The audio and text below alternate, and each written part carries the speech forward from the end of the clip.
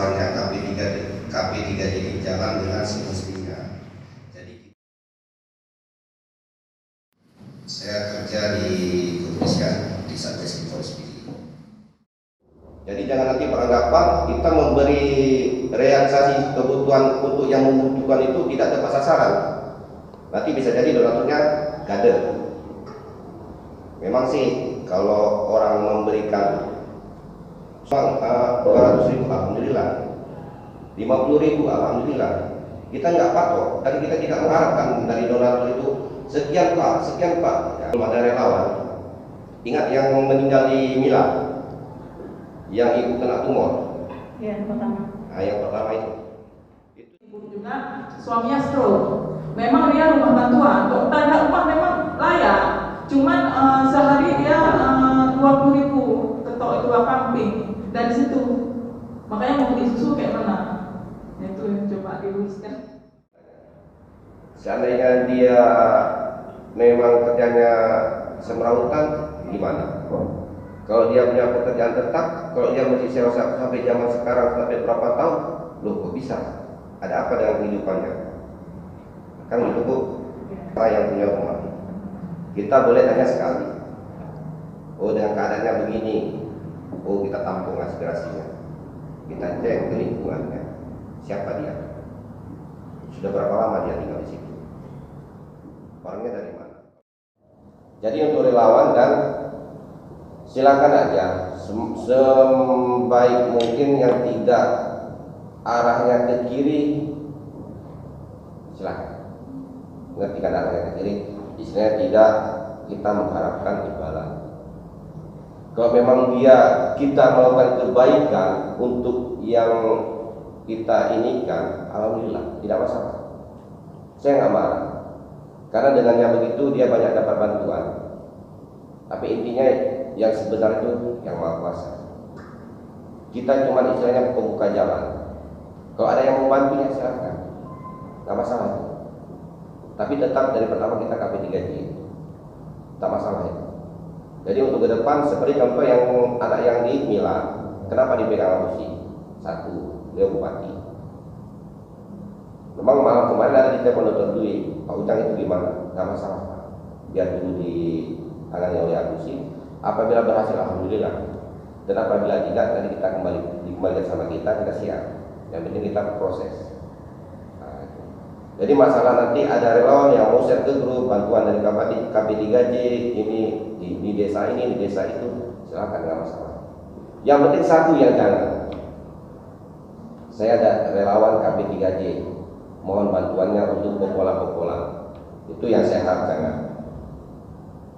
Kalau di share silakan, tapi jangan berharap bantuan dari orang lain, dari grup lain untuk membantu si pemilik. Itu saya nggak suka. Itulah batasnya. Saya silahkan, tapi jangan ada kita mengemis. Bantulah KP3J sudah bantu, masa kalian grup lain nggak bantu? Jangan. Baru dia di bawahnya berjenjang. Ke bawahnya itu saya sendiri dan saya sendiri. Dan di bawahnya lagi itu ada para donatur itu pemborong, pengusaha sukses, orang kaya dan orang sederhana. Jadi kita tidak istilah gini dari KP3J tidak bos, bahasa kontraktor kan bos. Memang hatinya terbuka ya silahkan. Kita tidak bos, oke, tolonglah ini komunitas KP3J saldo rekening sudah berkurang, sembako sudah berkurang, nggak ada. Ada kemarin juga sama si Jud. Apa Jud itu gudang sembako. Cuma kita set itu aja. Gudang sembako KP3J sudah menipis. Alhamdulillah begitu di-share besoknya masuk barang langsung full. Tapi kita nggak marah. Oke, bos. Untuk cari makan dulu dia. Sudah ada daunnya koma di rumah. Karena kecelakaan di Damse. Mau cek ulang ada biaya macam mana itu? Ada yang sakit. KP3J itu yang tadi saya bilang kan untuk organisasi KP3J ketua itu seorang pemborong, punya kerjaan juga sama seperti relawan. masing-masing punya pekerjaan, saya punya pekerjaan, semuanya ada pekerjaan. Jadi gimana kita imbangi pekerjaan kita dengan kita bantu orang itu gimana? Kita cari selang waktu. Kita minta bantuan orang. Maksudnya gimana? Contoh yang di Mila. Kita bawa ke Banda Aceh dengan semua sudah selesai di PD, sampai ke Banda Aceh kita minta bantuan sama rumah apa yang namanya? Pasien. Masuk. Nanti yang di sana yang melihat dia bagaimana. Karena kita kan sendiri di PD ini masing-masing punya kegiatan ini. Kita cuma connect sama mereka, butuh biaya berapa lagi untuk mereka. Nah, yang penting komunikasi jangan kurang. Contoh ini yang macam ibu yang di Mane. Untuk yang di share yang kemarin memang saya belum lihat detail bagaimana ininya, kronologisnya saya belum detail. Mane kan untuk perjalanannya kan. Jadi kalau tadi bilang tadi, insya Allah besok kalau ada halangan saya kemana. Jadi mungkin besok siapa yang saya hubungi untuk dampingi saya, nggak mungkin saya pilih sendiri. Kita lihat ke lokasi bagaimana keadaan anaknya. Jadi para jin nggak usah, waduh ini nanti ada data orang sakit, nanti siapa yang dampingi, itu nggak usah risau. Yang penting data kasihkan, yang mana perlu kita ini nggak ada pendamping, kita cari pendamping. Pendamping itu kita bayar. Karena kita kegiatan kita punya masing-masing ini kan tidak mungkin kita melekat 24 jam untuk menjaga pasien. Itu aja Pak Sidi. Terima kasih. Ada yang lain? Allah perintah langsung dalam Al-Quran. Jadi sebaik-baik orang adalah orang yang memberi makanan kepada fakir miskin, yang membantu dua miskin, dan juga membantu anak yatim. Jadi alhamdulillah rekan-rekan semua sudah bersedia ya untuk melakukan suatu kegiatan yang sangat mulia cara saya. Mungkin kegiatan kita tidak ada orang lain di saat ini yang melakukan ya mungkin alhamdulillah kita bisa melakukan semampu kita. Ini adalah perdana bagi kita sebagai relawan melakukan tatap muka ya dengan tujuan ada beberapa agenda mungkin disampaikan oleh teman-teman tadi. Salah satunya adalah perkenalan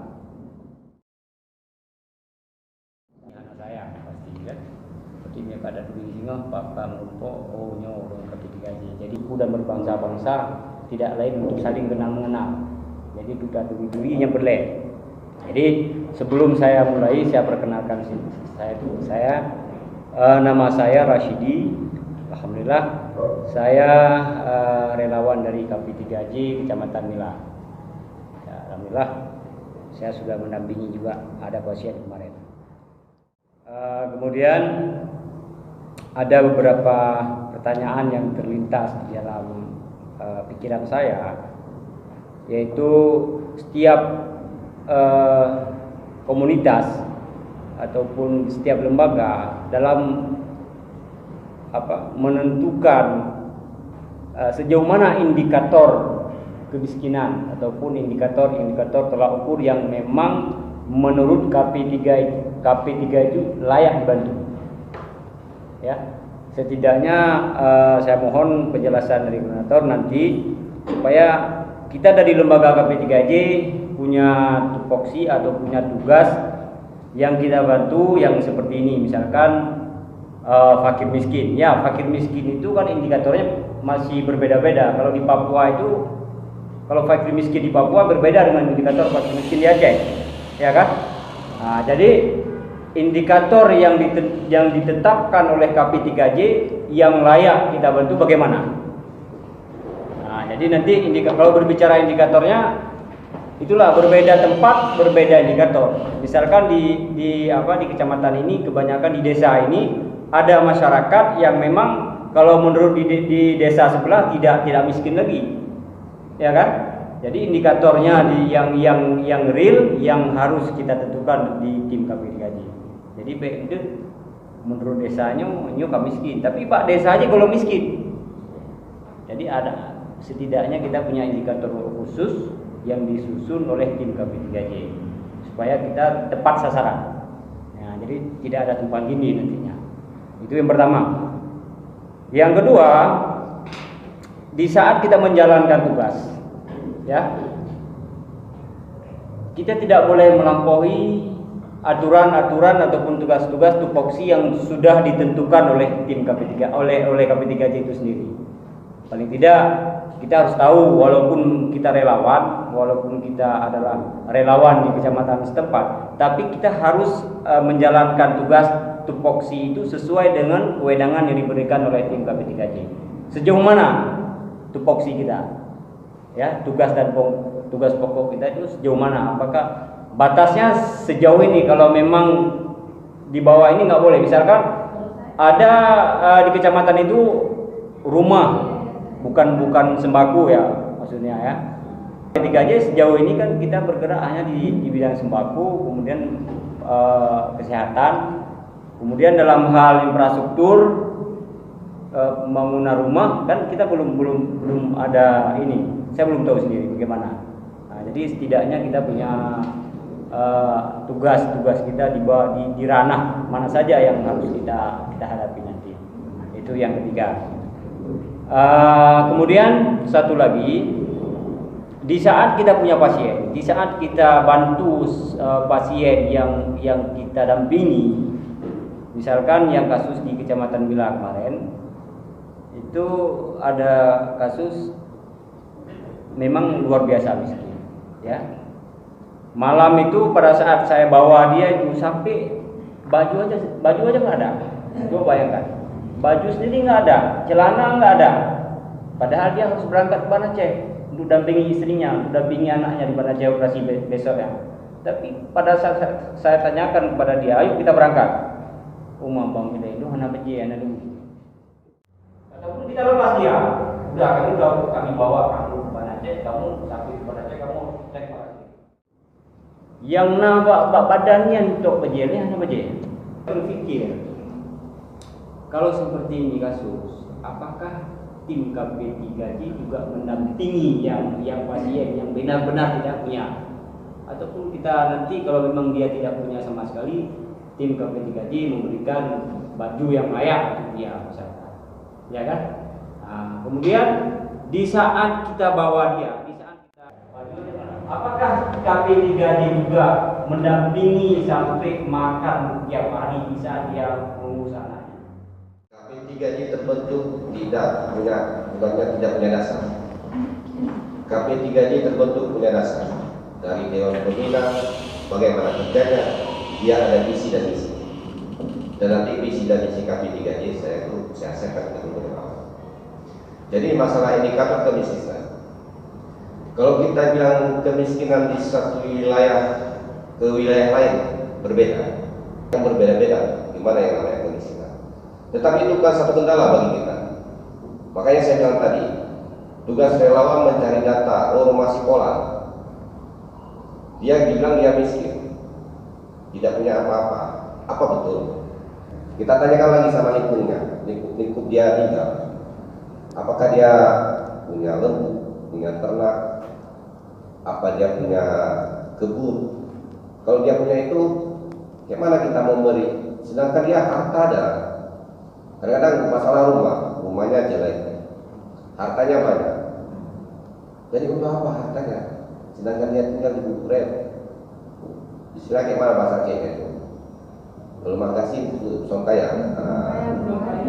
Kan banyak kita lihat. Jadi gini untuk Paris ini. Masalah indikator kemiskinan memang berbeda-beda dari satu tempat ke tempat yang lain, berbeda-beda. Cuman yang saya harapkan dari para relawan dalam mencari data.